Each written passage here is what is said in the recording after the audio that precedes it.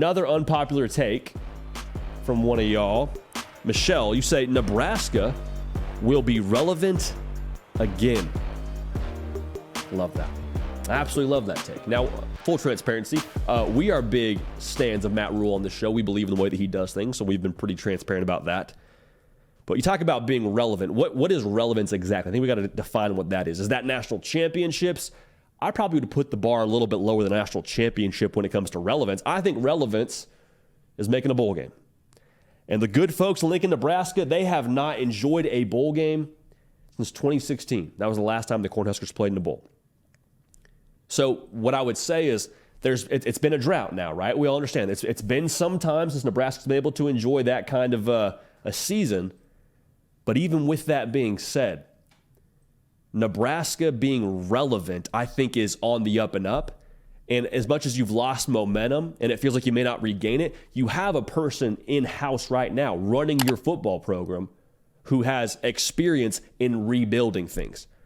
Look at Temple. Look at Baylor. Those situations, even though it may not feel like it by where you are right now, those situations were far worse off than Nebraska was this past season. Nebraska is close. And it feels like Nebraska's cursed. It feels like they're snake bitten because of how many one-score losses they've had over the last couple of years. And I get that. I hear you. I feel that. But is it more likely that Nebraska's cursed? Or is it more likely that you have a new head coach who is trying to get this team up to speed culturally and for their standards to win football games? I think it's probably the latter. I don't think Nebraska's actually cursed. And also I would say in terms of an arrow pointing up on a certain operation, from what I can gather about Nebraska, landing one of the top quarterbacks in the country in Dylan Raiola, that's an arrow pointing up. Bringing back your defensive coordinator who could have, let's be real, he probably could have gone and taken a head coaching job somewhere else if he had wanted to. I think he was ready for that. I think he had offers to do that. He decided to come back to Nebraska and be the DC. That allowed 18 points a game last year. Arrow pointing up. You have a head coach who is familiar, like I said, with rebuilds. Now, I say rebuilds. He's not just turning around in one season. We see this with Matt Rhule more often than not. The first year is what it is. The second year you get to relevancy, right around that 7-win mark is probably what you can expect. And the third year is when you really have to pop here, compete for some exciting things. I'm not promising anything in that third year, but I am saying where you are year one, given Matt Rhule's track record, is the jumping off point. At Temple, his first year, they won like 1 or 2 games. At Baylor, I believe they only won 1 game. Now, his third year at Baylor, they competed for the Big 12 title. His second year there, they won a bowl game. So all that has to be said, you have someone who has a blueprint for the path forward.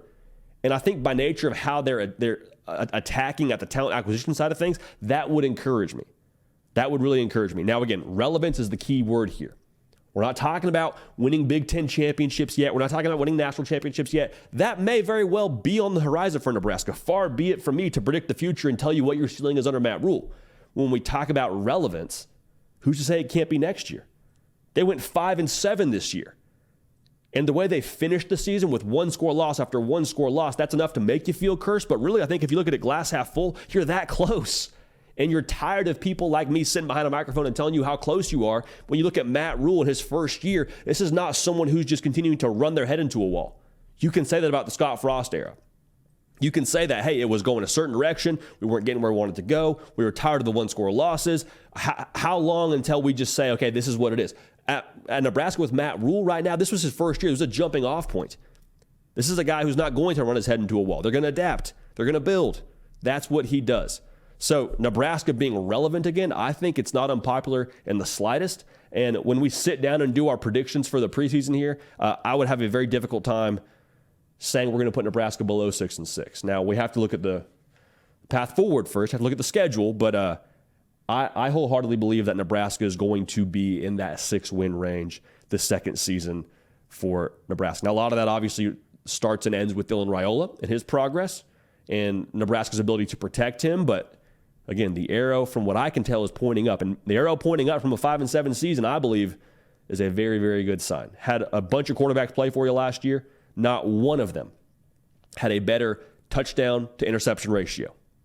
All of them had more interceptions than touchdowns. The best, I believe, was Heinrich Haarberg, and he had like 7 touchdowns to 7 picks. The bottom line is you get better quarterback play, and I say better in terms of just taking care of the football better kind of quarterback play. I think that changes your season. I think that changes your outlook. So Nebraska being relevant again, to put a bow on this, we feel confident in saying that will happen here sooner rather than later.